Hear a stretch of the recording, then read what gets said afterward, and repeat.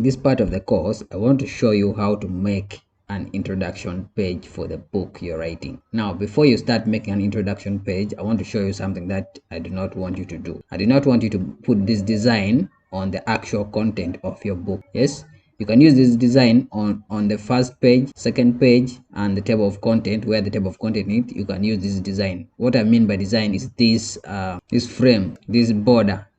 I do not want you to put this border. Now, if I click on enter to create a new document, this will automatically pick the document, will pick the design which is here and put it on the next page. But that's what I do not want to happen. So in order to avoid that, there are certain things I have to do. First, I have to go to layout. Yes, you click on layout here, make sure you're in layout. Yes, you make sure you're in layout. After being in layout, you go ahead and click on this thing which says breaks. Yes, you click on this thing which says breaks. So you click on this and it will give you this drop down menu. Now from this drop down menu, you select this thing which says continuous.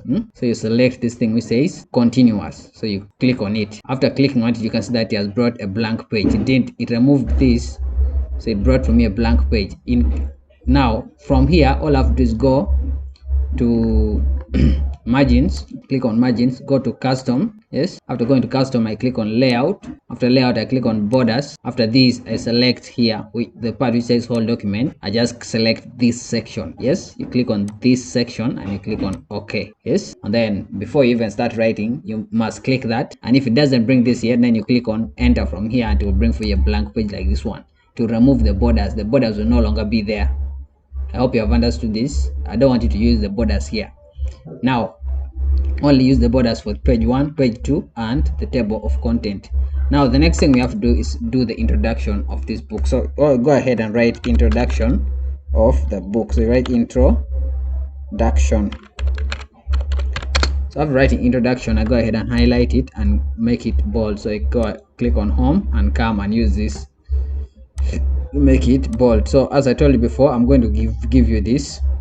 I'm going to give you this template. This template, you can use it because after carrying the template, then you'll have this and you can save it. After saving it, then you'll be having this exact format which is underlined. Yes, so you'll be having it in your Microsoft Word document. I also got it from another document which was saved, so I do not know how to create it yet, but I'll find out. So after this, you can see that I now have the word introduction. I can click here and then I go and get my content and come and paste here. So I get my content. So I have my content on the clipboard. So I'll just click here and paste. So I paste it. You can see that I have it here. So let me change this to Sarah.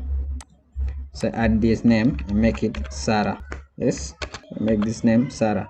Now you can see it's a story which I always write as the introduction of my book. I usually write introduction as a story. So as you can see, it is now set. My introduction is set, and then you can see that there's this empty space. If I click on backspace, see that it has moved up. But what if I don't want it to be like this? If I don't want it to be too close, all I have to is click here, click on the enter, and then put the cursor here and reduce the space using this font setting. So just reduce, click on decrease. You can see that the space is reducing. Click on decrease until it reaches a point where I want it to be. So like around there. Now you can leave it. You can see that this is the introduction of the book which I've written, and then I have to add an image here in this empty space. So you cannot leave this space empty because it will not look good. So I have to add an image. So to add an image, all I have to do is click on, actually here the kind of image I want to add is an image which will stand like this, or I can just add an image using a text box. So I click insert, click on this shape, pick a shape and draw a text box. But before I draw, I have to be in the view section, click on grid lines. So I make sure there's a grid line and I click on insert, I pick shapes, pick the shape and come here to draw. So I'll click here and I draw the whole thing, draw it up to here. Now you can see that I've drawn it. Now I'll double click inside it and insert an image. So I click on shape fill, click on pictures. After that, pick from a file and go to my desktop and look for the images where I store them. So I store my images as, this is stock footage, and I store this one as Pexels food images. So I downloaded a lot of images earlier. During my free time, I keep on downloading images, so I can just now insert. Yes, click on insert and insert. You can see that it has been inserted. Now I double click on it, I go to picture and I go to crop and I click on fill. You can see that it has filled. Now I can stretch it the way I want. Hold it here and stretch. Sure, that's stretching it badly, so I can still move it this side. Then I see these dots, I hold and stretch. So I'll stretch until I can see the food, somehow see the food there, so I can leave it there. Then after that, I remove the view. Click here, remove the grid lines. Click on view, remove the grid lines. After that, double click on this and come to shape effects, and then give it soft edges and give it a soft edge. Yes, you can see that now it has soft edges. Give it a soft edge and click. You can see that that is now an image and is standing well. Yes, so I have an image here of the food. So that is one way to insert an image. Or if you want your image to look better, you can insert it the way you inserted this one. All you have to do is remove the background and then insert it. That's also one way of manipulating the image to make it look